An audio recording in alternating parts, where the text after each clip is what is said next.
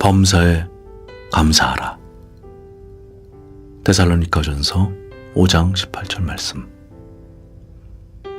은혜는 겸손한 자가 발견하는 보배이다. 겸손한 자는 모든 상황 속에 담긴 하나님의 고귀한 은혜를 발견하고 그것을 감사하고 보답하며 살고자 한다. 그러나 교만한 자는 은혜를 은혜로 보지 못한다. 교만이 그의 눈을 멀게 하였기 때문이다. 하나님을 알되 하나님으로 영화롭게도 아니하며 감사치도 아니하고 오히려 그 생각이 허망하여지며 미련한 마음이 어두워졌나니. 로마서 1장 21절 말씀. 하나님은 은혜를 모르는 자와 악인에게도 인자로우신 분이다. 자신에게 베풀어진 하나님과 사람들의 은혜를 모르는 자가 악인이다. 은혜를 은혜로 여기지 않고 당연한 것처럼 여기고 자신의 권리인 것처럼 여기는 삶이 바로 악인의 삶이다. 온통 자신만을 생각하는 이기심과 교만한 마음이 정말 귀한 것들을 보지 못하게 하는 것이다. 겸손히 마음을 낮추어 우리에게 베풀어 주신 그 은혜를 찾고 찾아야 한다. 우리는 하나님께 그리고 너무나 많은 사람의 은혜 속에서 살아가고 있다. 감사하고 또 감사해야 한다. 어찌하든지 주어진 은혜를 힘써 보답하며 살아가야 한다. 우성준 목사님의 묵상, 범사에 감사해야 한다. 이었습니다.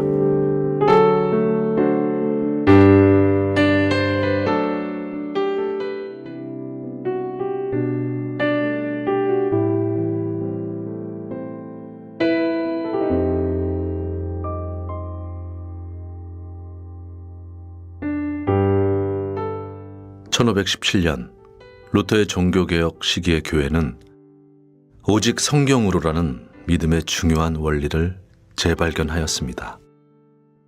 하나님은 자신을 말씀으로 계시하며 올바른 믿음을 갖게 합니다.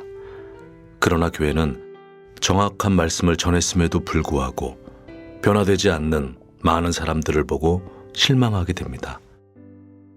교리와 지식에 있어서는 올바르게 알고 있지만 진리와 반대의 삶을 선택하며 악하게 사는 사람들이 점차 많아졌습니다. 행동으로 그리스도의 원수처럼 살고 있는 사람이 성경을 버젓이 인용하며 악행을 일삼기도 합니다. 단지 교리와 지식만으로는 삶의 변화가 일어나지 않는다는 것을 교회는 점차 인식하게 됩니다. 무엇인가가 부족하다는 인식을 통해 교회는 위로부터 오는 능력이 필요하다는 것을 깨닫게 됩니다. 바로 성령의 부어주심입니다. 마침내 교회는 한 사람이 구원을 받기 위해서는 정확하게 말씀이 전해져야 하며 그와 함께 성령의 역사가 절대적으로 필요하다는 것을 깨닫게 되었습니다. 믿음으로 진리를 적극적으로 받아들이고자 하는 사람에게 성령은 말씀으로 거듭나게 하십니다. 결국 구원의 역사가 일어나기 위해서는 다음 세 가지가 절대적으로 필요합니다. 첫 번째, 올바로 선포되는 말씀. 두 번째, 믿음으로 화답하는 사람. 세 번째, 성령의 역사. 결정적으로 중요한 것은 바로 성령의 역사입니다. 바울도 자신이 전도하는 것이 사람의 설득력 있는 말에 있지 않고 성령의 나타나심과 능력에 있도록 하기 위해서 말씀을 전할 때 약하며 두려워하며 심히 떨었다고 고백합니다. 우리 시대에는 왜 그렇게도 자신만만하고 담대하고 강한 척하는 전도자가 많은지 모르겠습니다. 얄팍한 지식과 단순한 교리만으로 만족하며 변하지 않는 사람들을 볼 때마다 전도자가 된 나 자신이 너무 무서워집니다. 누구든지 그리스도의 영이 없으면 그리스도의 사람이 아니라. 로마서 8장 9절 말씀. 말씀은 한 사람 한 사람을 다시 살펴보게 만드는 시금석입니다. 결코 소홀히 할 수 없는 영혼의 구원이기에 성령이 일으키는 삶의 변화가 그 속에 있는지 나로부터 시작하여 다른 사람을 자세히 살펴보게 됩니다. 우리 안에 계시는 성령을 다시 확인하고 마음의 진정한 평안을 누리기까지 스스로 만족해서는 결코 안 됩니다. 지금은 자다 깰 때이요 문 밖에 이르신 주님을 만날 시기이기 때문입니다. 서도석 목사님의 단상, 역사에서 배운다. 말씀과 함께 역사하시는 성령이었습니다.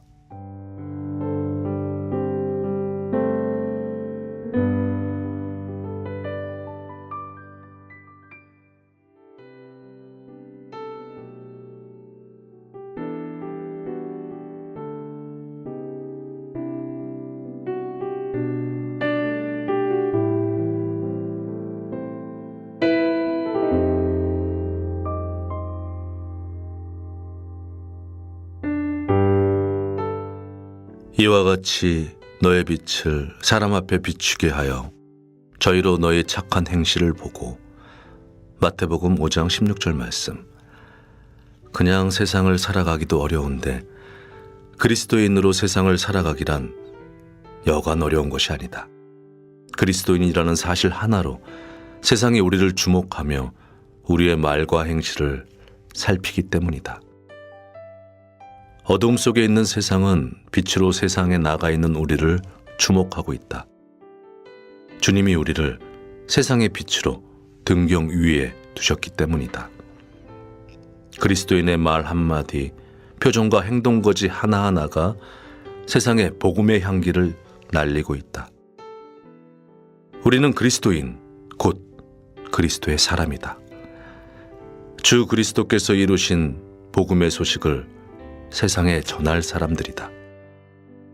복음의 빛을 가리는 죄악된 삶과 이기적인 태도를 버리고 선행으로 어두운 세상에 복음의 빛을 드러내야 한다.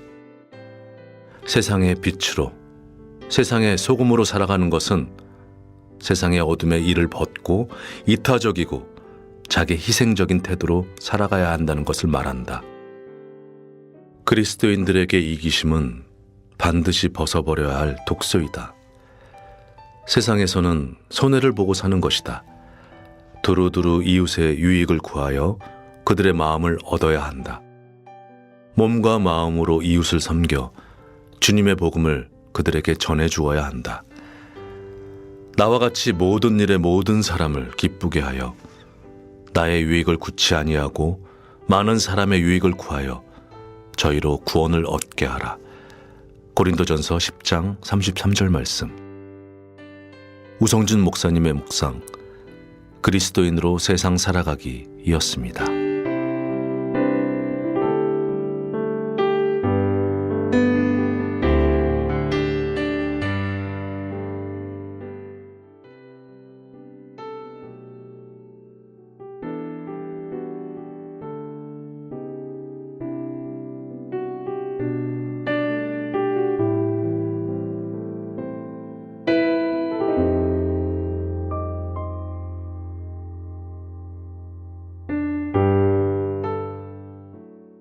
오직 너희 말은 옳다 옳다 아니라 아니라 하라. 이에서 지나는 것은 악으로조차 나느니라. 마태복음 5장 37절 말씀. 우리는 혼돈의 시대를 살아가고 있다. 선을 악이라고 하고 악을 오히려 선이다 하며 빛을 어둠이라고 하고 오히려 어둠을 빛이라고 주장하는 시대를 살아가고 있다. 악한 자가 권세를 얻어 불의한 법령을 발표하여 많은 사람들을 불의에 빠지게 하는 세태 속에 우리는 살아가고 있는 것이다. 의인들이 정당한 일에 침묵하고 있는 동안 세상은 급속도로 혼란스러워진다.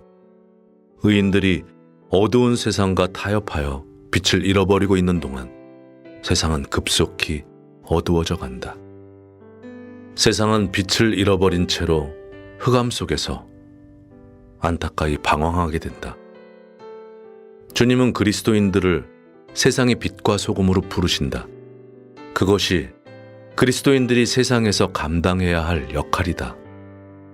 어둠을 밝히는 빛으로, 부패를 막는 방부제로, 하나님을 향한 거룩한 갈증을 일으키는 자들로 세상을 향해 희생적인 인생을 살아야 한다.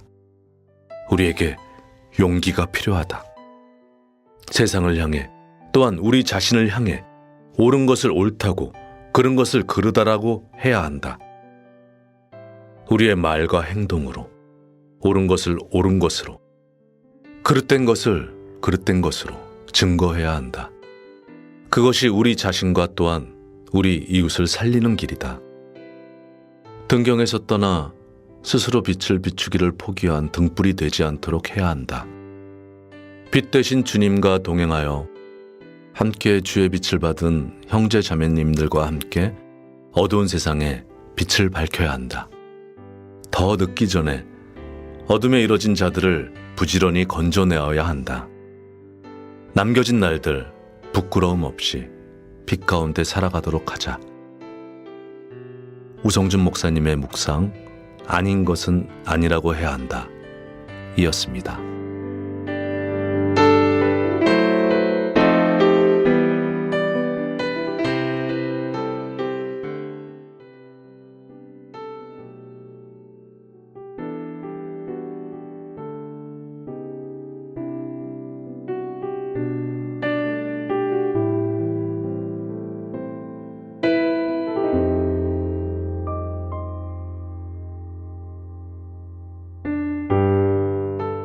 이는 거역하는 것은 사술의 죄와 같고 완고한 것은 사신 우상에게 절하는 죄와 같음이라.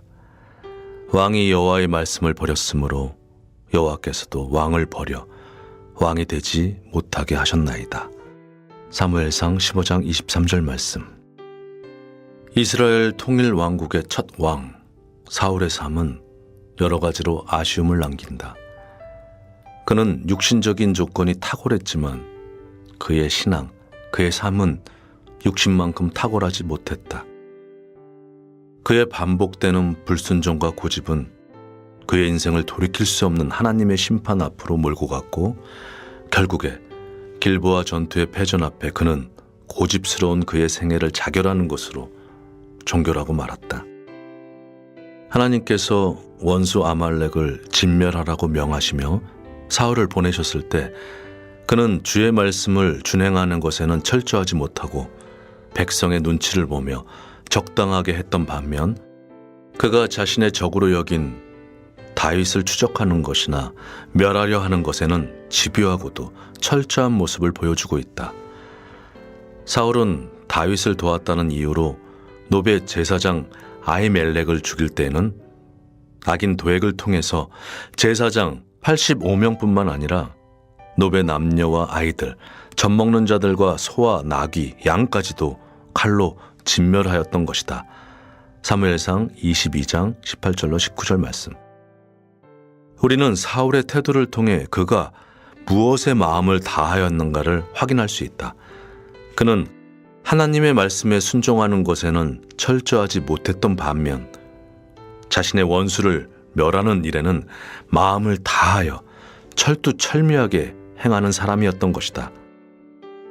우리 마음 속에 사울이 있다. 주의 뜻을 준행하는 것에는 무성의하고 자신의 욕망을 따르는 것에는 투철한 것이 그것이다. 사울, 그의 인생과 그의 결말을 주목해 보도록 하자. 잘못된 삶의 결말을 직시하고 우리의 동일한 불순종을 회개하여야 한다. 우리 주의 목숨을 다하신 충성을 기억하고 무엇보다도 먼저 그의 나라와 그의 의를 성실히 구하는 바른 우선순위를 회복해야 한다.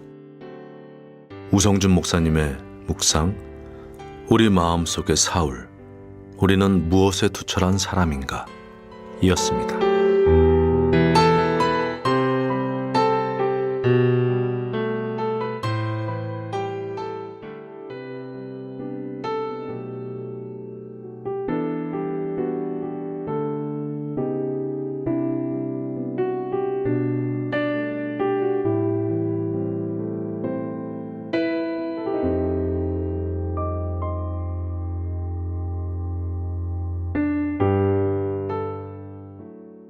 그날, 바로 그날, 여리고성은 한순간에 무너져 내렸습니다. 그날도 다른 날처럼 여리고성을 한 바퀴 돌았을 뿐이었습니다. 다른 날과 별다르지 않았습니다. 어제와 같은 날이었습니다. 그런데 바로 그날, 여리고성이 순식간에 무너진 것입니다. 사실 그날은 하나님이 명하신 대로 7번째 날이었습니다.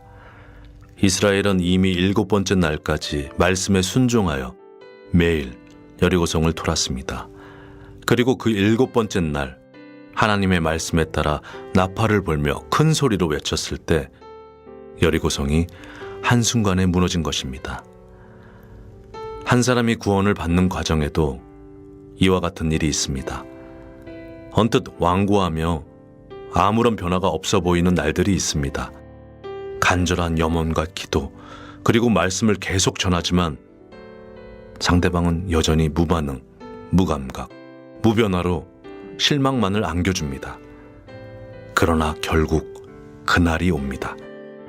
그날 한순간에 완악한 마음이 무너져 내립니다.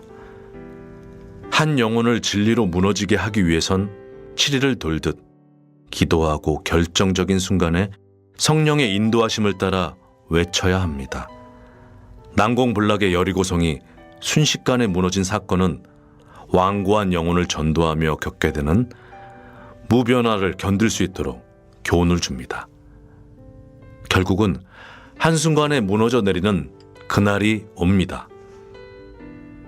나 같은 완악한 사람에게조차 한순간에 무너진 날이 있었기에 나도 여전히 어제처럼 변화가 없는 한 영혼의 주변을 오늘도 기도로 돌고 있습니다.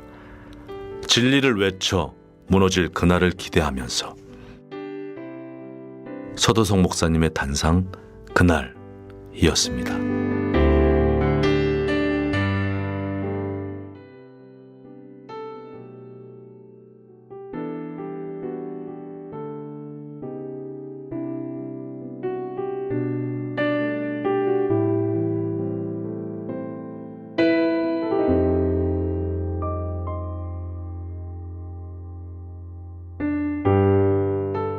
저희 총명이 어두워지고 저희 가운데 있는 무지함과 저희 마음이 굳어짐으로 말미암아. 에베소서 4장 18절 말씀. 기쁨이든 감사든 혹 슬픔이든 아픔이든 감각을 느낀다는 것은 얼마나 좋은 것인가. 기쁨과 감사는 우리 삶에 새로운 활력을 주고 슬픔이나 아픔조차도 우리에게 겸손히 자신을 돌아보게 하지 않는가. 세상은 우리 마음을 죄로 물들게 하고 죄는 우리의 마음을 어둡고 마비되게 만든다. 될 대로 되라는 식으로 아무런 감각을 느끼지 못하는 상태로 빠져들게 된다. 출애굽 당시에 애굽왕 바로를 기억해보라. 하나님은 모세를 통해서 그의 살아계심과 위엄을 증거하셨다. 모세의 명대로 애굽에 차례차례 내려졌던 10가지 재앙은 부인할 수 없는 증거들이었다. 나일강이 피가 되었던 사건부터 6월절 밤 모든 장자가 죽은 사건까지 일련의 사건은 이스라엘의 하나님이 과연 참 하나님이시라는 분명한 증거들이었다. 불행히도 지독하게 교만하고 무감각했던 그는 진정하게 이해해야 하는 것을 이해하지 못했다. 그는 홍해 앞에 진치고 있던 이스라엘을 추격하여 쫓아갔고 갈라진 바닷속으로 뛰어들어 자멸하고 말았던 것이다. 당신은 죄로 인한 무감각이 얼마나 무서운 것인가를 알고 있는가? 추구해야 할 삶의 초점을 잃어버린 눈, 죄에 대해 감각을 잃어버린 양심. 깨어 그리스도인으로 살아가도록 하자. 우리의 삶으로 그들 앞에 나팔을 불자. 그들이 죄의 무감각으로 벌떡 깨어 일어날 수 있도록 복음의 나팔을 힘껏 불도록 하자. 우성준 목사님의 묵상, 무감각에 대한 개탄이었습니다.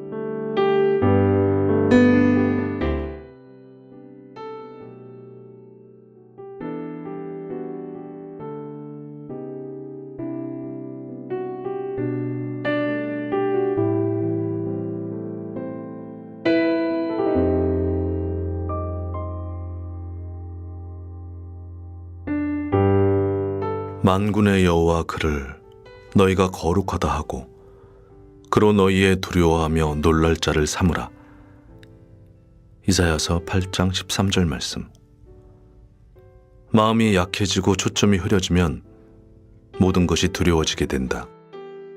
사람, 재난, 전쟁, 산다는 것 자체도 두려워진다. 결과적으로 하나님께서 은혜로 주신 고귀한 삶의 기회를 무의미하게 탕진해버리고 만다. 우리가 무엇을 두려워할 것인가는 다분히 우리의 마음 자세에 좌우된다. 세심하게 살펴서 두려워할 대상을 바르게 정하는 것이 좋다. 모세의 인도로 애굽을 떠났던 이스라엘은 그들 앞에서 능력을 행하셨던 하나님을 두려워하기보다 가나안 땅에 사는 장대한 사람들을 두려워했다. 그 결과 약속된 땅을 잃게 되는 불행한 자들이 되었다. 사울은 하나님의 명령보다 백성을 두려워해서 말씀을 버리는 죄를 지었고 왕위에서 쫓겨나는 불행한 자가 되었다.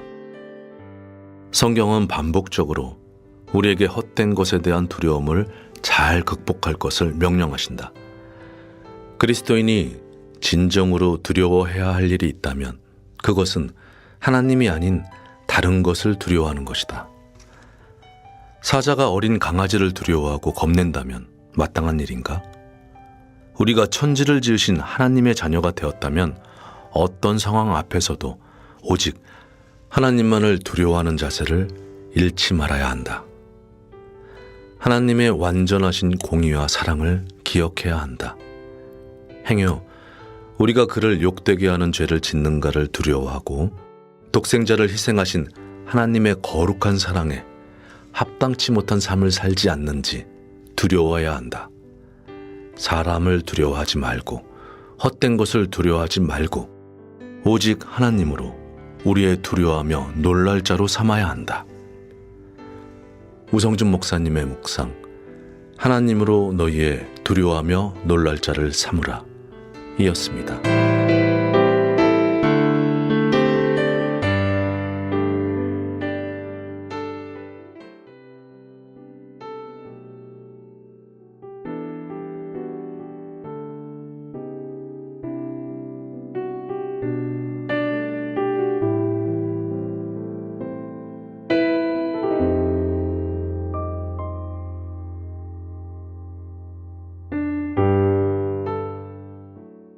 교회에는 여러 직분을 갖고 있는 임원들이 있다.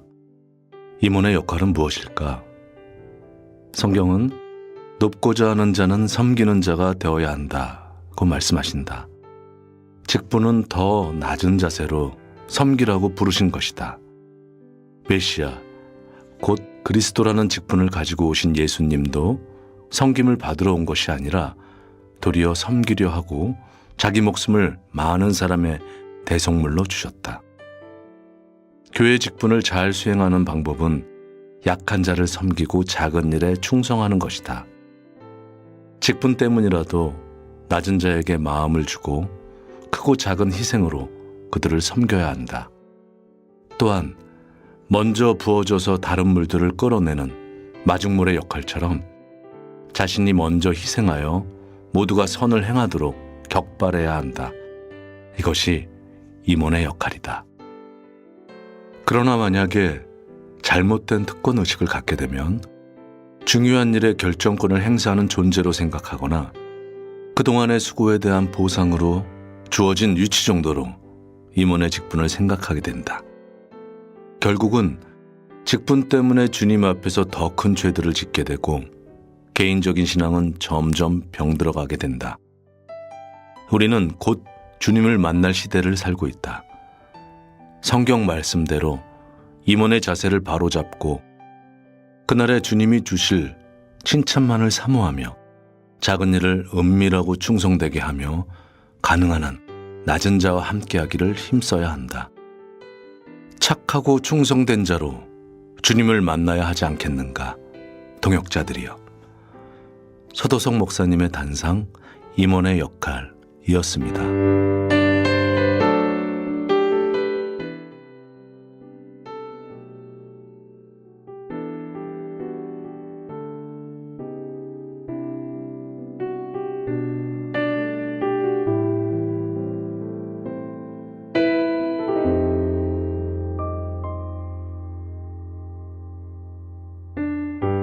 사람 이름이 가장 많이 나오는 책은 무엇일까? 정답은 전화번호부이다. 성경에도 수천의 사람들이 등장한다. 성경 전체에는 2930명의 등장인물과 1551곳의 지역이 나온다고 한 학자는 분석했다. 그러나 성경에 나오는 수많은 사람들은 모두 한 사람을 증거하기 위해 등장하고 있다. 성경은 우리 각 사람에게 특별한 한 사람을 연관시켜 주려고 주어진 책이기 때문이다. 바로 예수 그리스도다. 성경의 모든 본문은 궁극적으로 예수 그리스도를 증거한다. 모든 책과 장과 절, 그리고 모든 페이지는 예수께서 그리스도이심을 증거하기 위해서 주신 말씀들이다. 따라서 성경을 강론할 때마다 반드시 예수 그리스도에게 집중해야 한다. 어차피 우리가 하나님 앞에 가진 것은 예수 그리스도 하나뿐이다. 우리가 나눠줄 수 있는 것은 처음부터 예수 그리스도뿐이다. 금과 은은 우리에게 없을지라도 우리에게 있는 것은 오직 예수 그리스도이시다. 하나님께서 우리를 부르시고 세상에 보내실 때에도 오직 예수 그리스도만을 전하도록 부르신 것이다. 우리는 예수께서 그리스도이심을 증거하는 자요, 우리를 위해서 이루신 아름다운 구속 사역을 증거할 뿐이다. 이 같은 기본을 지키는 교회가 그리스도의 참된 증인이다. 요즘엔 기본을 지키는 교회가 없어지고 있다. 이럴 때일수록 우린 더욱 서로를 격려하며 기본을 지켜야 한다. 교회는 오직 예수께서 그리스도이심을 증거해야만 한다. 사람이 중심이 되고 조직을 확장하는 것이 중심이 아닌 오직 주님만이 중심이 돼서 성장과 성숙하는 교회, 이것이 참된 교회이기 때문이다. 서도성 목사님의 단상, 참된 증인으로서의 교회였습니다.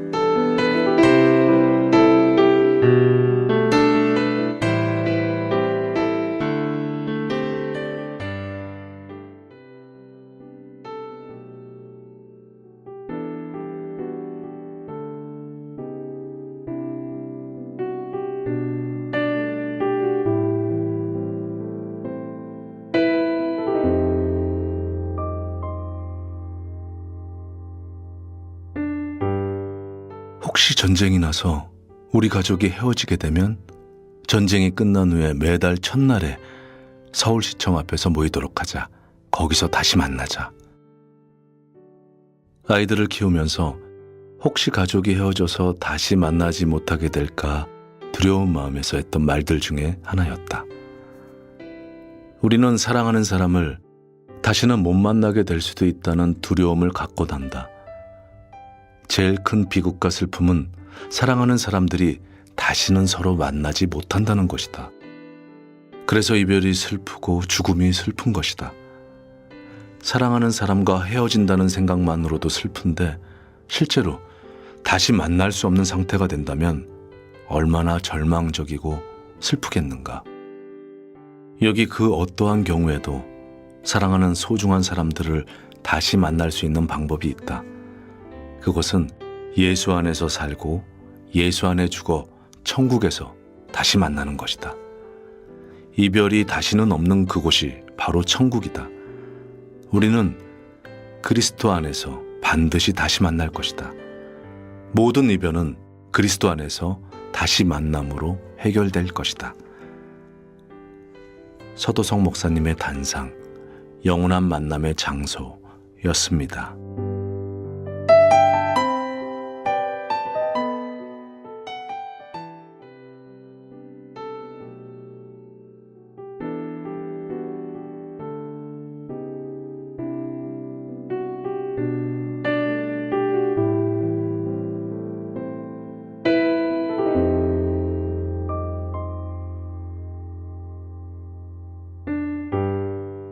남편감으로서 모든 것을 갖춘 훌륭한 남자가 있었다. 그는 자신이 좋아했던 여자와 결혼하지 않았다. 오히려 그는 자신을 좋아한 평범한 여자를 선택했다. 자기 마음을 받아주지 않는 여자보다는 차라리 자기에게 온 마음을 주는 여자를 선택한 것이다. 신랑이신 그리스도께서도 자신을 받아들이는 사람을 신부로 받아들인다. 주님 없이는 못 살겠다고 붙잡고 놓지 않으려는 손길을 뿌리치지 않고 결국 신부로 받아주는 것이다. 바다에서 살아가는 삿갓조개를 생각해보라. 삿갓조개는 바위에 달라붙어서 계속되는 파도를 견뎌낸다. 그 자신은 파도와 맞설 수 없는 연약한 존재이지만 거대한 바위에 달라붙어서 살아간다. 그 접착력이 얼마나 큰지 삿갓조개를 깨지 않고서는 결코 바위에서 떼어낼 수 없다고 한다. 바위에 달라붙어 있는 이런 모습이 바로 믿음의 의미이다. 믿음이란 예수님 없이는 살 수 없다고 붙잡고 매달리는 것과 같다. 내가 사랑할 수밖에 없는 유일한 존재이며 그 어떤 것도 대체할 수 없는 존재이기에 붙잡고 매달리는 그 손이 바로 믿음이다. 그리스도인이란 그리스도에게 붙은 자요, 굳은 마음으로 계속해서 붙어 있는 자다. 나는 예수에게 붙은 자요, 매달리고 있는 자, 곧 그리스도인이다. 광야 같은 이 세상에서 우리가 끝까지 살아낼 수 있는 방법도 계속해서 주님께 붙어 있는 것이다.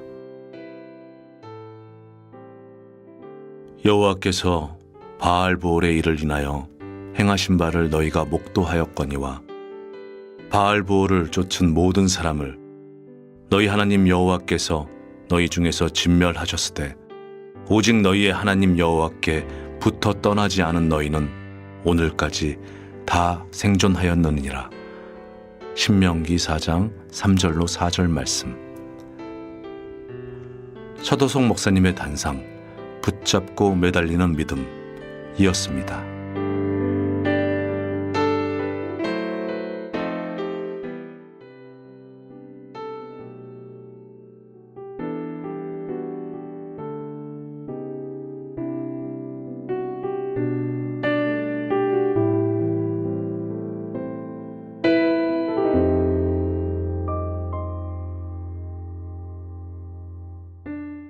해외 선교를 위한 여행을 준비하면서 가능한 모든 짐을 간소화하려고 노력했다. 꼭 필요한 물건만 가방에 싸고 의복도 필요한 것만 챙겼다. 일정에 쓸 수 있는 정도의 물건만 갖추고 또 값비싼 장신구들은 집에 두고 홀가분하게 출발했다. 그렇게 하고도 별다른 불편함 없이 여행을 잘 마치고 돌아올 수 있었다. 이 땅에서 성도의 삶은 단기 여행과 같다. 불필요하게 많은 것들을 갖고 살 필요도 없고 관리와 보관이 힘든 비싼 물건을 소유할 필요도 없다. 지나치게 많은 소유는 목적에 맞는 삶을 살아가는데 오히려 방해가 될 뿐이다. 쓰지도 못할 돈을 축적하거나 관리하는데 노력과 시간이 필요한 것들을 소유하면 오히려 마땅히 해야 할 일을 하지 못할 수도 있다. 짧은 여행을 할 때 여행 목적에 맞는 것들만 가지고 다니듯이 이 세상이 짧은 여행인 것을 기억하고 삶을 단순화해야 한다. 해야 할 일을 하는데 필요한 최소한의 것을 소유해야 한다.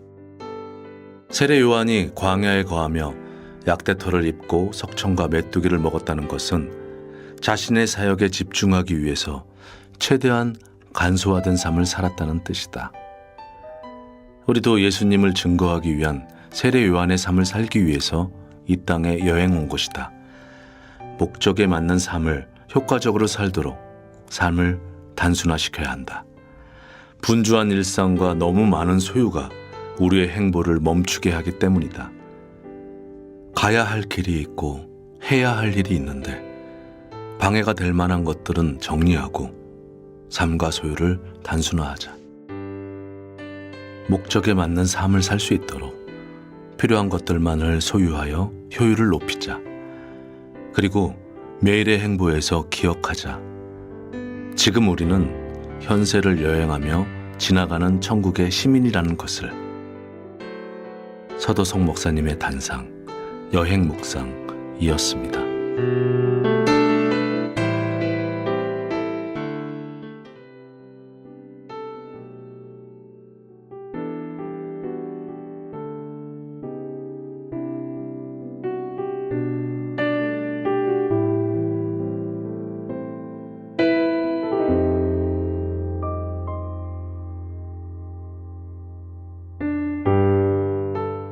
사도 요한은 자신을 예수의 환난과 나라와 참음에 동참하는 자라고 소개한다. 이같이 모든 성도는 단지 예수의 나라에 동참하는 것이 아니라 환난과 참음에도 함께해야 한다. 바울도 빌립보서 1장 29절에서 그리스도를 위하여 은혜를 주신 것은 다만 그를 믿을 뿐 아니라 또한 그를 위하여 고난도 받게 하심이라고 말한다. 베드로전서 5장 9절에서도 세상에 있는 형제들이 동일한 고난을 당하고 있다고 말한다. 믿음에는 반드시 고난이 뒤따른다. 믿음은 우리를 세상에서 벗어나 주님 자신께 속하게 했다. 우리가 세상에 속하였다면 세상이 우리를 사랑할 터지만 우리는 세상에 속하지 않기 때문에 세상의 미움을 받을 수밖에 없는 것이다. 우리가 믿음을 강제로 갖게 된 것이 아닌 것처럼 고난에 동참하는 것도 자발적으로 해야 한다. 모세가 바로의 공주의 아들이라 칭함을 거절하고 도리어 하나님의 백성과 함께 고난받기를 잠시 죄악의 낙을 누리는 것보다 더 좋아했던 것처럼 모든 성도는 세상을 거절하고 교회가 함께하는 고난에 동참하기를 선택해야 한다. 1800년대 영국에서 시작된 형제 모임이 전 세계에 큰 영향을 끼친 것은 초기 지도자들의 헌신적인 삶이 있었기 때문이라고 교회 역사는 증거한다. 그들은 자신의 모든 소유를 기부하고 태생적으로 갖고 있던 신분과 명망을 포기했고 그들이 누릴 수 있었던 물질적인 혜택을 거절하며 스스로 선택한 가난 속에서 섬기는 삶을 살아냈다. 조지 밀러는 믿음과 기도만으로 교육사업과 보육원을 성공적으로 운영했으며 체프먼은 자신이 설교자로서 재능이 없다는 평가를 받았을 때 그리스도를 전하는 사람은 많이 있으나 그리스도를 살아내는 사람은 많지 않다. 나의 큰 뜻은 그리스도를 살아내는 것이다 라고 대답했다. 이들은 평생을 가난한 자와 함께하는 헌신의 삶으로 형제운동의 선구자가 되었다. 그리스도를 위하여 자신의 삶을 스스로 불편하게 만들 수 있는 것이 믿음이 가진 힘이다. 성도들이여, 고난에 동참하는 삶으로 믿음을 입증하고 살아가자. 서도성 목사님의 단상, 스스로 선택한 고난이었습니다.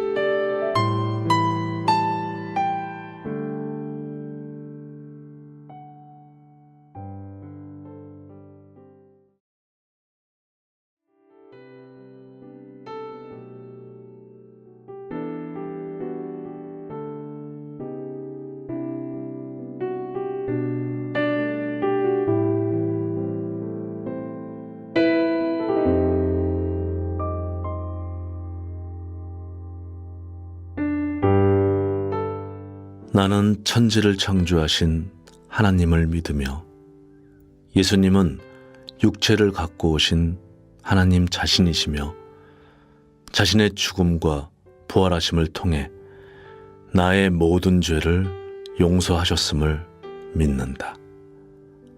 나의 창조주 하나님께서 구속의 역사를 성취하심으로 나의 구세주가 되셨음을 나는 믿고 고백한다.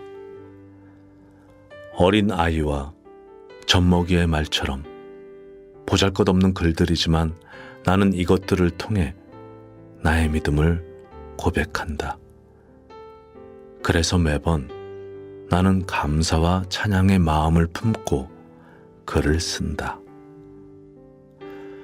여호와께 감사하며 그 이름을 불러 아뢰며 그 행사를 만민 중에 알게 할지어다. 그에게 노래하며 그를 찬양하며 그의 모든 기사를 말할지어다. 시편 105편 1절로 2절. 서도석 목사님의 단상, 글로 표현된 나의 신앙 고백이었습니다.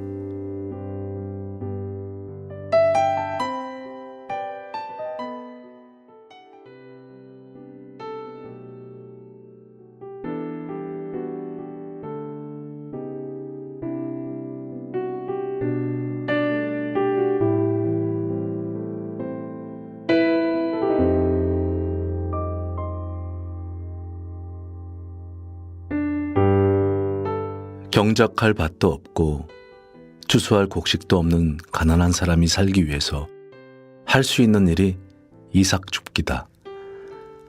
다른 사람의 밭에서 곡식을 벨 때 떨어진 것들을 주워서 먹는 것이다.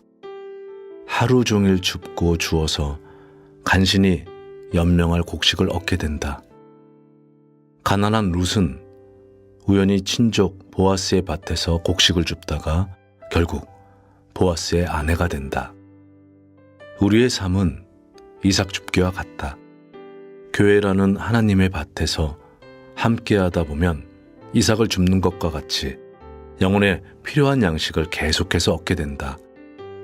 처음에는 이런저런 소소한 교훈과 감동들처럼 보이지만 결국은 그 양식들이 모여 우리로 하여금 살아있게 만들어준다.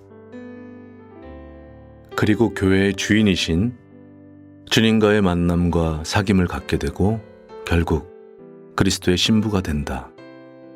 소소한 작은 일들로 큰 결과가 이루어지는 그 뒤에 하나님의 손길과 인도하심이 있다. 서도석 목사님의 단상 이삭 줍기였습니다.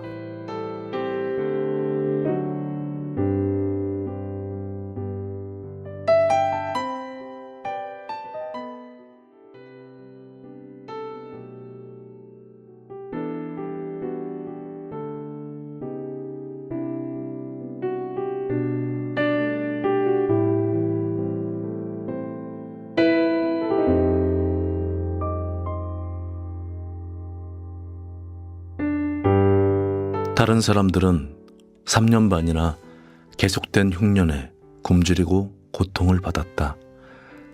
그러나 사르밧 과부는 아침에 눈을 뜨는 순간 오늘도 여전히 가루통에 가득 채워진 곡식가루와 가득 찬 기름병을 보았다. 그리고 미천한 자기와 그 가족을 기억해 주신 하나님의 은혜를 찬양하며 하루를 시작한다.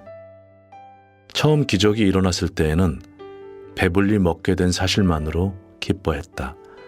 그러나 그러한 기적이 연일 반복되는 것을 보면서 사르밧 과부는 크신 하나님께서 자기 같은 작은 존재조차도 알고 계시며 돌봐주신다는 것을 생각하며 더욱 기뻐하게 되었다.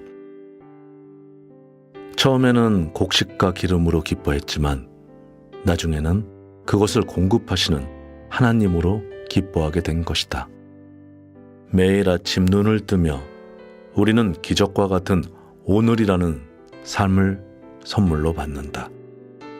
살아가는 오늘 이 하루로 감사하고 또한 이 하루를 주신 하나님께 감사하게 된다. 성도들이여, 매일의 삶을 감사로 살아가게 하시는 하나님께 더욱 감사하며 오늘도 이 땅에서 천국 시민으로서의 삶을 살아내자. 서도석 목사님의 단상, 매일 받는 선물이었습니다.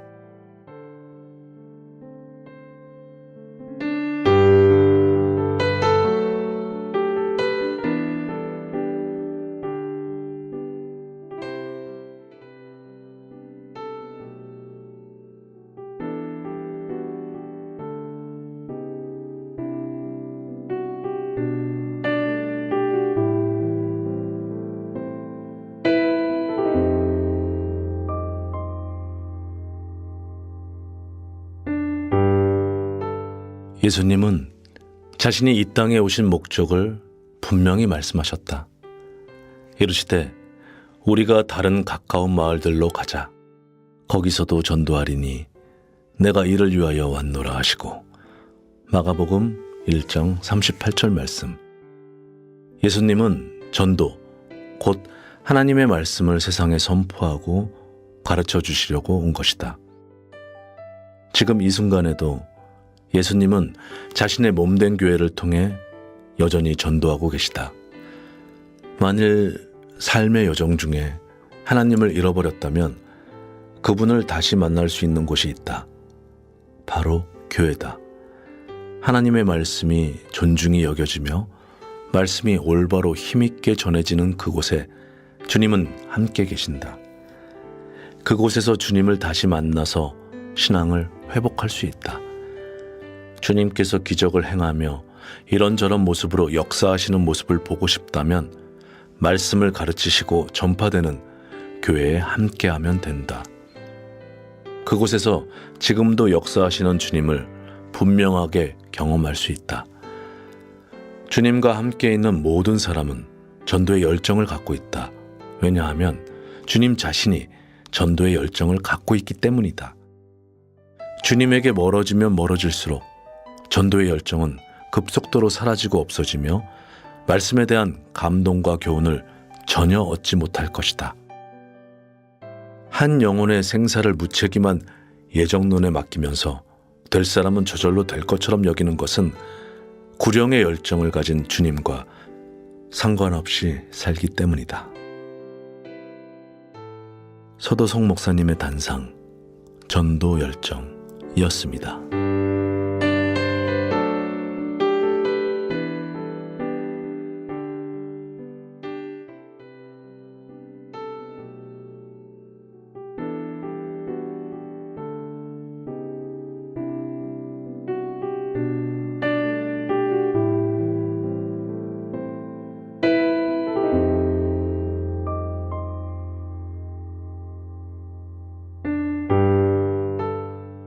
자주 가는 식당에서 먹는 계란찜이 너무도 맛있었다. 집에서도 자주 먹는 음식이지만 식당에서 먹던 그 맛을 낼 수는 없었다. 결국은 식당 주인에게 맛을 내는 방법을 물어보았다.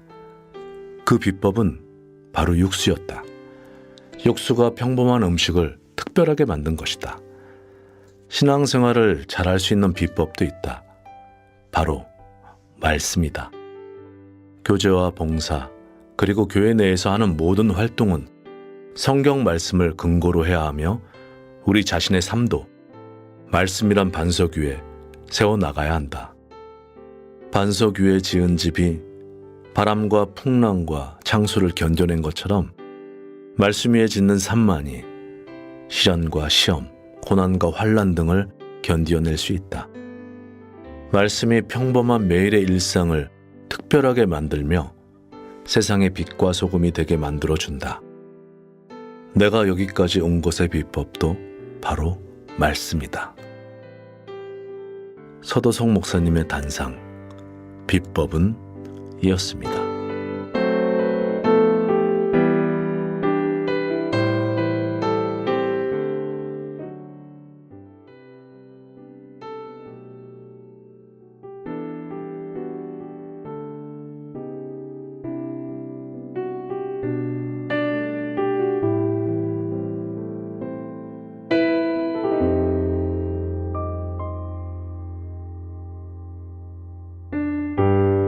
헤롯은 자기를 기쁘게 한 헤로디아의 딸에게 나라의 절반까지도 주겠다고 말했다.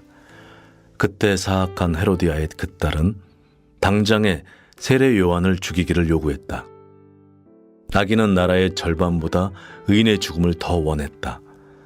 악에 속한 사람들은 의로운 하나님의 사람들을 핍박하기를 어떤 이익을 얻는 것보다 열정적으로 원한다. 헤롯은 잠시 근심했지만 맹세한 자기 체면을 지키려고 세례 요한의 목을 잘랐다. 사람들 앞에서 단지 자기 체면을 지키고 약속을 지키는 권위를 보여주고자 의인을 죽였다. 벌레만도 못한 죄인의 보잘것없는 체면을 세우고자 하나님 앞에서 역사를 뒤흔드는 큰 죄를 지었다. 세월호가 침몰하여 많은 어린 학생들이 죽어가던 그 순간에도 아이들을 구조할 대책을 세우는 것보다 오히려 대통령에게 책임이 돌아가고 평판이 나빠질까봐 걱정하던 사람들이 있었다. 그들은 구조에 총력을 기울이는 대신에 대통령의 평판을 지키기 위해 사건을 조작하고 오히려 구조 활동을 방해하는 행동을 서슴지 않았다. 결국 그들이 그토록 지키고자 했던 대통령은 탄핵되고 실책이 적나라하게 역사에 기록되었다. 사람은 하나님 앞에 죄인이다. 모두가 죄인이다. 지옥에 갈 수밖에 없는 죄인의 알량한 자존심과 사람들의 평판이 무슨 의미가 있겠는가? 지킬 가치도 없는 체면을 위해 하나님 앞에 잘못된 선택을 하면 안 된다. 하나님 앞에 정직하게 잘못을 시인하고 자기가 얼마나 약하고 때로 악하기도 하며 매사에 실수투성이라는 것을 고백하며 낮은 위치에서 엎드려야 한다. 그리고 하나님께서 오직 그리스도 안에서 자신을 의인으로 간주해 주심을 기뻐하고 살아야 한다. 우리가 하나님 앞에서 정말 두려워할 것은 우리 자신에 대한 나쁜 평판이 아니라 사실과 다르게 과장되어 알려진 좋은 평판일 것이다. 우리는 그저 은혜만을 바라는 불쌍한 존재임을 인정하고 자신에 대한 평판이 과장되어 사실보다 더 좋게 알려지는 것을 두려워해야 한다. 서도석 목사님의 단상, 사람의 평판을 포기하라 였습니다.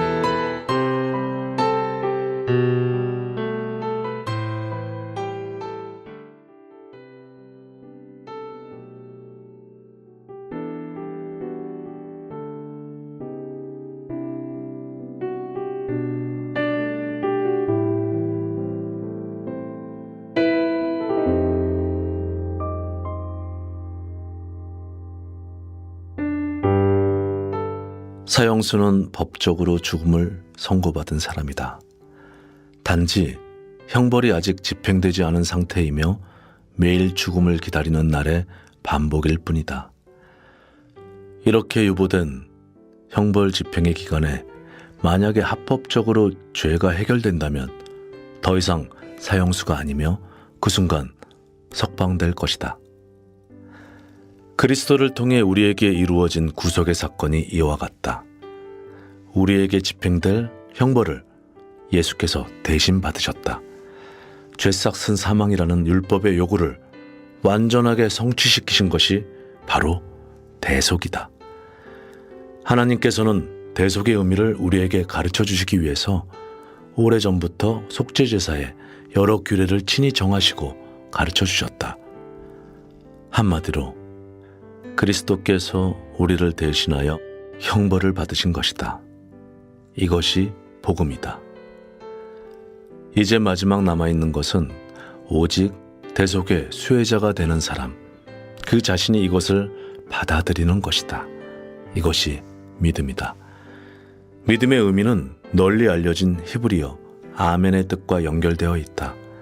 아멘은 하나님이 말씀하신 것은 사실이라고 개인적으로 받아들이는 고백으로 모세 시대부터 사용되었다. 우리는 아멘을 통해 하나님 앞에 합법적으로 의롭다함을 얻은 의인으로 간주된다. 아멘. 서도석 목사님의 단상, 믿음과 아멘이었습니다.